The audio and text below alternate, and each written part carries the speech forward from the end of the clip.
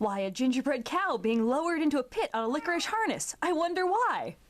Do do do do do do do do do do do do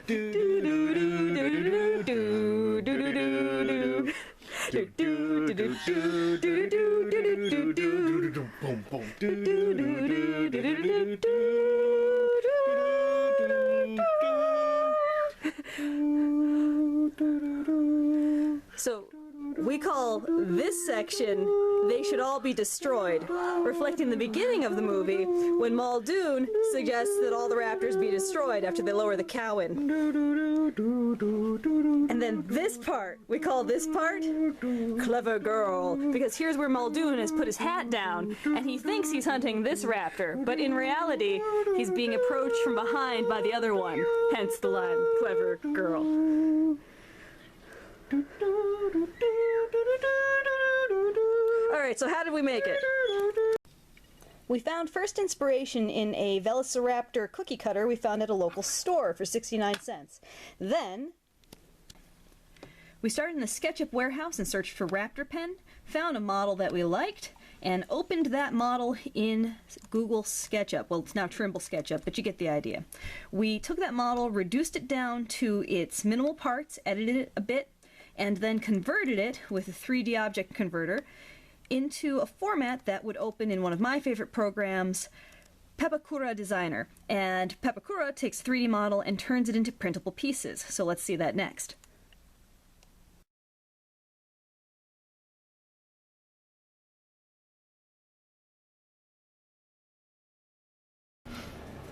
B-roll. Literally.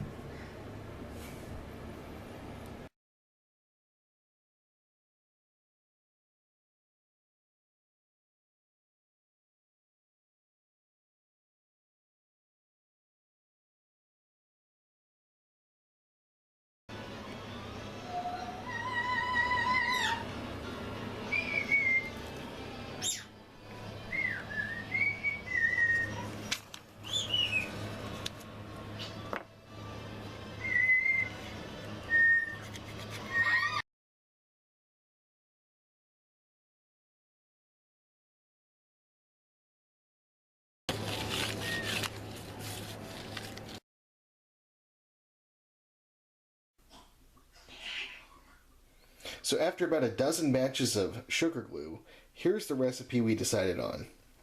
It's 4 parts sugar, 1 part water, and then about 1/5 of a part vinegar. And we want that to be on high. Notice that's very high. You're gonna cook the bejesus out of this. That's okay. So now it's being stirred until dissolving, and the vinegar can be added at any point with the water, with the sugar, whenever. That's not too important. Once the sugar is dissolved and there's no longer big sugar crystals in it, it doesn't have to be stirred again. So we're just going to let it go. We've let it boil for a couple minutes, and you can see that there's some steam coming off the pot here. That steam is the water leaving, and as it leaves, it carries away energy. It cools. As the steam leaves, there's less water to carry the energy away, and this mixture heats up. Once it heats up to the point where there's very little water left, it's candy. However, that means it can get beyond the temperature of boiling water and get quite hot and dangerous. So right now, Ben is going to mix it to get some on his whisk, and we're going to test how far along the candy process this has gone. So let's do a drip. So you can see that this is forming balls instead of just falling apart as sugar syrup. I go in, check, these balls are soft and pliable. One of the things that makes it so dangerous is not only can it get hotter than the temperature of boiling water, but because it's sticky, it will stick and burn you. I've got this little thing here on my thumb from, how long ago, Ben? About a month. Yeah, it's been over a month, and autofocus sucks. It's been over a month since I got a little bit on my finger while making candy apples, and it gave me a really nasty deep tissue burn. So be careful with this stuff. So here we're going to show you simultaneously 2 ways to tell if it's done. You can see it's starting to turn a little bit amber. That's the sign that's caramelizing. So let's move that off the heat. Okay. And now that we've got some caramel, we know for sure that it's gotten hot enough and it's lost enough water to be hard candy. But we can also tell that sound was the cracking of the sugar. And so let's pull up these strings.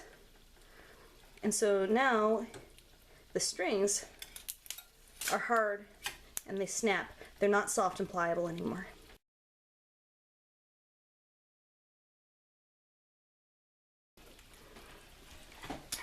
So this has been intentionally overcooked to show you what happens when you take it too far.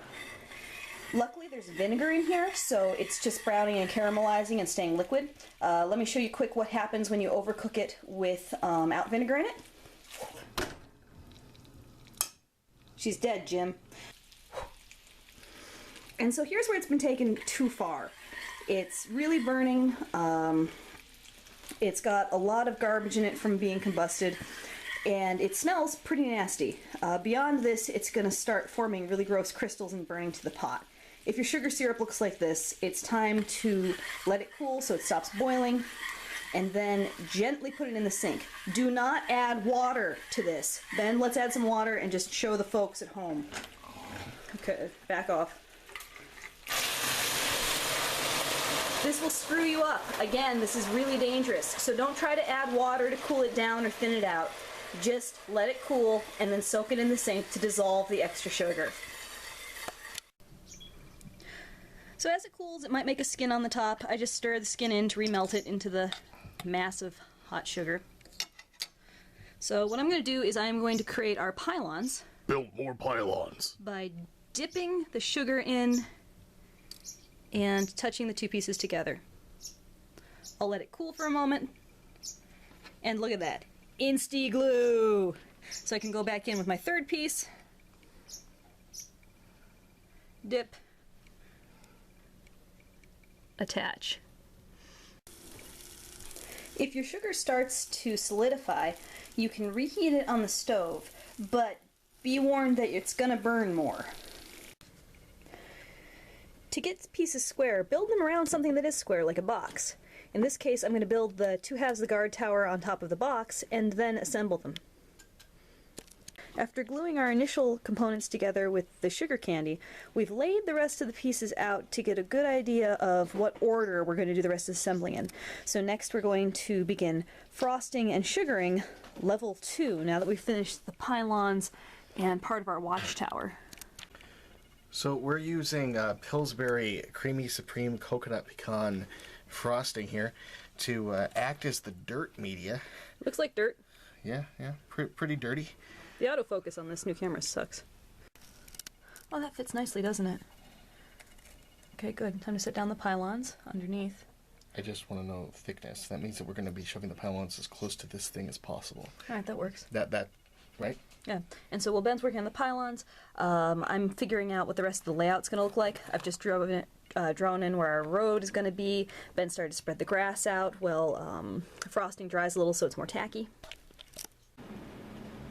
So we're applying some frosting as glue. There's a gap on this side, so I'm adding thicker frosting to help fill in that gap. And make sure it doesn't all cave in. Then set her down. So with the basic pieces assembled, we began sugaring and adding in the fence pieces and our angled pieces that required a lot of glue, then attached our fence posts out of licorice and candy canes, and then added some candy rocks and a lot of frosting. To get vertical things to stay in place, first we pour a puddle of hot syrup directly onto our wood, then we embed our piece, after dipping that piece also in the syrup, into the puddle, and let it cool. You can see we've got our little forest growing here, and that's worked really great also for our crane.